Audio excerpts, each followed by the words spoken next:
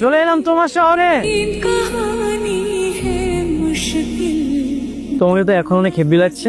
কেন তখন বুঝে খারাপ লাগছিল? না, তখনও সুন্দর লাগছিল। অবাক লাগছে, ছবির থেকে তুমি ফেস টু ফেস অনেক সুন্দর দেখতে। তাই? এরকম হঠাৎ করে বলা নেই কওয়া নেই তুমি খুলনা থেকে ঢাকা চলে এলে কেন? তোমাকে সারপ্রাইজ দেবো তাই। এটা আমার কেমন সারপ্রাইজ? কেন, তুমি সারপ্রাইজ হওনি? না তা তো হয়েছি, তেমন কোনো প্ল্যানিং ছাড়া কোনো স্পেশাল ডে ছাড়া তুমি হঠাৎ করে চলে আসবে আমি তো ভাবতেই পারিনি। আগে ভাবোনি, এখন ভাবো। আজ আমাদের ফার্স্ট মিট। ছবিতে যতবারই দেখেছি না কেন, সামনাসামনি তুমি সত্যি অনেক অপরূপ। ওই এবার খাও তো।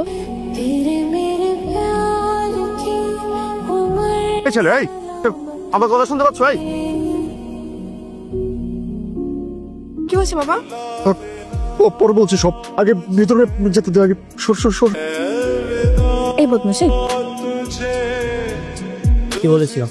চ্যালেঞ্জ দিয়েছিলাম না? রাখো তোমার চ্যালেঞ্জ। সারা রাত কিভাবে ভং ধরে থাকবা নাকি? না, রাত 2টা-3টা পর্যন্ত থাকবে। তারপর তোমার বাবা যদি জিজ্ঞাসা করে তখন বলবো যে অনেক রাত হয়ে গেছে, আর যত না হয় থেকে যাই। কি বলো?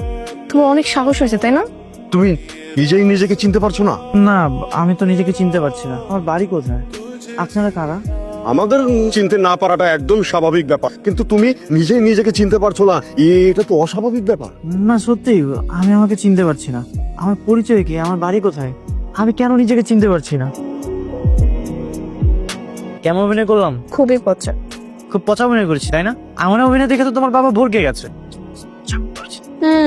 বাবা তো সহজ সরল, তাই গোল খাইয়ে দিতে পারলে। ফুপু থাকলে কখনোই গোল খাওয়াতে পারতে না। কখনোই না। সকালে দেখাবো তোমার ফুপিকেও ভোর খেয়ে যাবে। তাই শুনো, এত ভাবলিও না। ভাইজান, কাজটা কিন্তু আপনি ঠিক করেন নাই। একটা বেগানা পুরুষে নিয়ে আসছেন ঘরের মধ্যে, দুইটা যুবতী মাইয়া ঘরের মধ্যে, আর তাছাড়া পাড়া প্রতিবেশী কি করবো? আরে পাড়া প্রতিবেশী আবার কি বলবে? আর ছেলেটা কি সারা জীবন এখানে থাকবে নাকি? ওর স্মৃতি ফিরে আসলেই তো ও বাড়িতে চলে যাবে। এই যে মিস্টার স্মৃতিহারা, বাবা খেতে রাখছে আপনাকে। কখন ঘুম থেকে উঠছি আমি? আমাকে কেউ খেতেই রাখতেছে। খাওয়ার জন্যই তো ডাকতে আসলাম। নাম কি তোমার বাবা? ও তো নাম জানে না, কিছুই মনে করতে পারছে না। আমার নাম কি? আপনারা কারা? এটা আমার বোন, আর এ হচ্ছে আমার বোনের মেয়ে, মানে আমার ভাগ্নি। আর এটা হচ্ছে আমার মেয়ে তানিশা। শুনো, বাবা যখন জানতে পারবে তখন কিন্তু ব্যাপারটা অনেক সিরিয়াস হয়ে যাবে। তুমি এখনো যাচ্ছ না কেন? এক সপ্তাহ তো হয়ে গেল। আরো কিছুদিন থাকি, এখানে তো অনেক ভালোই আছি। তাই না? বাসা কেউ টেনশন করছে না তোমার? আমার বাসায় তোমার বাবা আছে, আর বাবাকে তো আমি বলে এসেছি আমি আমার ফ্রেন্ডের বাসায় আছি, অনেক ভালো আছি। আর মা? মা কিছু বলবে না? মায়ের সাথে আমার কথা হয়, কেন? কারণ আমার মা নেই। কই, তুমি তো এর আগে কখনো বলনি। হ্যাঁ, তোমাকে বলা হয়নি। আচ্ছা বাদ দাও না, চলো আমরা দূরে কোথাও ঘুরে আসি। আজকে আমরা অনেক দূরে। তোমার বাবা যখন জানতে পারবে আমি ভাইয়া নাকি ছাইয়া, তখনই তবে